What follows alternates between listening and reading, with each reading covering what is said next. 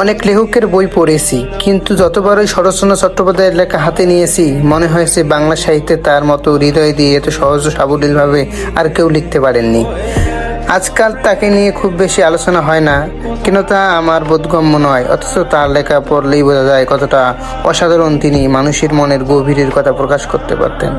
তার গদ্য কোনো কৃত্রিমতা নেই, নেই অকারণে অভিনেতা বা অথচ অলঙ্কার। যা লিখেছেন সরাসরি লিখেছেন, যেন অন্তরের গহ্বর থেকে উঠে আসা কথা কলমের পথে কাগজে গড়িয়ে পড়েছে। তার বাক্য গঠন এতটাই স্বাচ্ছন্দ্য ও স্বাভাবিক, পড়তে পড়তে মনে হয় কল্পনার চোখের সামনে দাঁড়িয়ে কেউ নিঃসংকোচে নির্ভয়ে নিজের মনের কথাগুলো অনর্গল বলে যাচ্ছে। তার শব্দ বেছে নেওয়ার দক্ষতা আমাকে অবাক করে। যেখানে শব্দ প্রয়োজন ঠিক সেখানে সেই শব্দ বসিয়েছেন, যেন কথোপকথনের মতো স্বাভাবিক, অথচ বিন্যাস নিখুঁত, কোনো বাড়তি সাজগোজ নেই, তবুও সৌন্দর্য অমলিন।